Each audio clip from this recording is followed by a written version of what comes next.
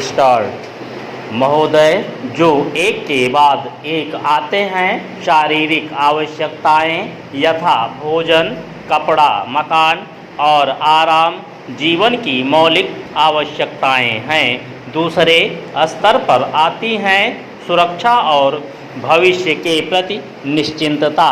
इनके लिए मनुष्य भांति भांति की वस्तुओं का संग्रह करता है।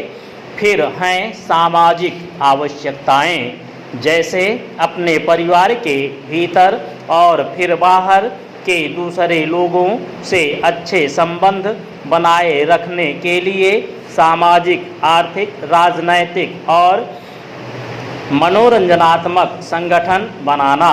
चौथे स्तर पर हैं अहम संबंधी आवश्यकताएं, जैसे आत्मसम्मान, आत्मविश्वास और आत्मतुष्टि आदि।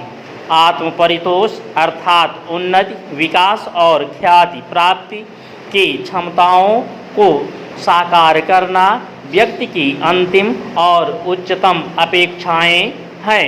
इन आवश्यकताओं की पूर्ति के लिए मनुष्य अपने आसपास उपलब्ध पर्यावरण का दोहन करता है। जल, थल, वायु ही नहीं, पेड़ पौधों, पशु पक्षी, जीव जंतुओं तक का उपयोग करता है। सभी शक्तियों का, यहाँ तक कि सबल व्यक्ति अपने से निर्बल व्यक्तियों तक का दोहन करता है। जो शोषण की सीमा तक पहुँच जाता है, इसके लिए भांति भांति की तकनीकें खोजी और अपनाई जाती हैं।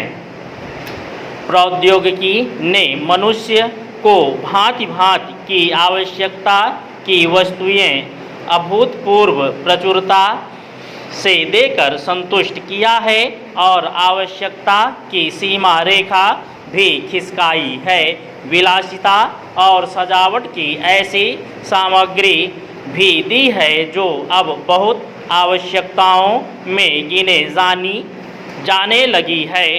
स्वचल वाहन, दूरदर्शन, धुलाई मशीन, सफाई मशीन, सिलाई मशीन, स्टोव, चूल्हे, मिक्सी, फ्रिज आदि आदि अब बहुत से लोगों के लिए अनिवार्य आवश्यकता की कोटि में आ गई हैं।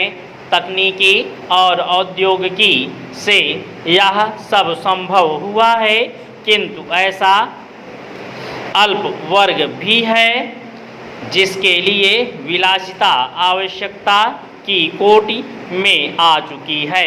विज्ञान की जन समुदाय के लिए तो मौलिक न्यूनतम आवश्यकताएं भी विलासिता ही बनी हुई हैं। औद्योगिकरण के सहारे मनुष्य ने जितना भी काम किया है, उसे वह उन्नति कहकर संतोष करने लगता है और अपनी द्वैध प्रकृति के कारण यह ध्यान नहीं देता कि इस विकास से वर्गभेद पनपा है। अमीरी गरीबी के बीच की खाई चौड़ी हुई है। जो व्यक्ति मानव की समानता, समाजवाद या साम्यवाद के गीत गाता है, वही अपनी द्वैध प्रकृति के कारण अपने पर्यावरण, यहाँ तक कि मानव के भी शोषण के नए नए तरीके खोजता है। यह शोषण बलात्कार की सीमा तक पहुँच गया है। मनुष्य ने अपनी बुद्धि का प्रयोग किया, फलस्वरूप भांति भांति का औद्योगिकरण हुआ और जल, थल, वायु सब प्रदूषण के शिकार हो गए। जितना ही अधिक विकास हुआ, उतना ही अधिक विनाश हुआ। प्राकृतिक संपदा का भीषण ह्रास हुआ।